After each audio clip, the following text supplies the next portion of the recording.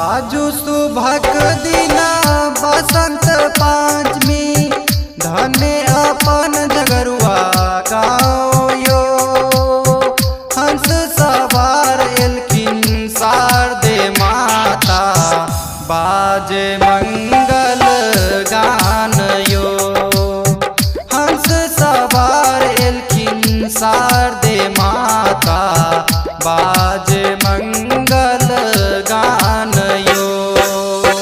आजू सुभक दिना बसंत पांचमी धन्य अपन जगरुआ गाँव यो।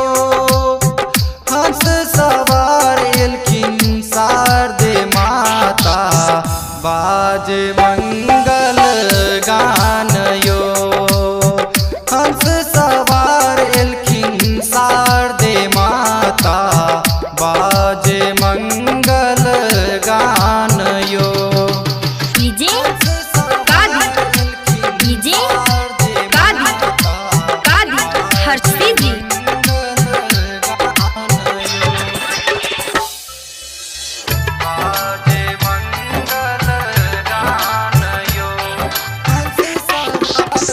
आय हमरा सबके भाग जागल स्वयं एलखिन बीनावली।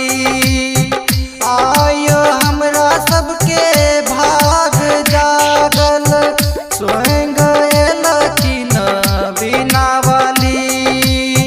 धन्य भेलै आई मिथिला के वासी हमरा सबके मिलतै ज्ञान यो।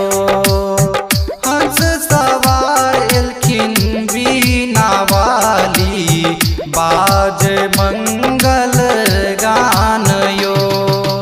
डीजे कादी डीजे कादी कादी हर्षी जी।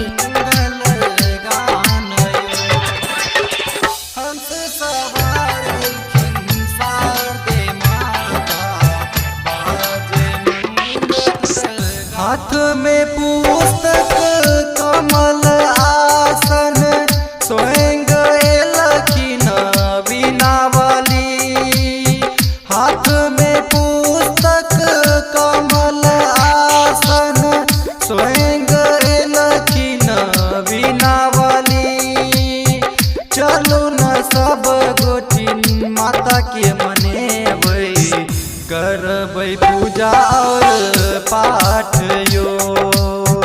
चलू न सब गोटिन माता के मनेबै करबै पूजा और पाठ यो। डीजे कादी डीजे कादी कादी हर्षी जी।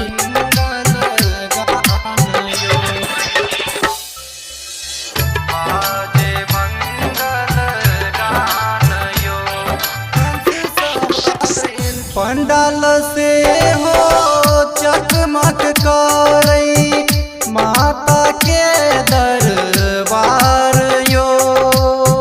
पंडाल से हो चकमक करई माता के दरबार यो। चलू न भैया और बहिन सब माता से लेबै आशीर्वाद यो। हंस सवार एलखिन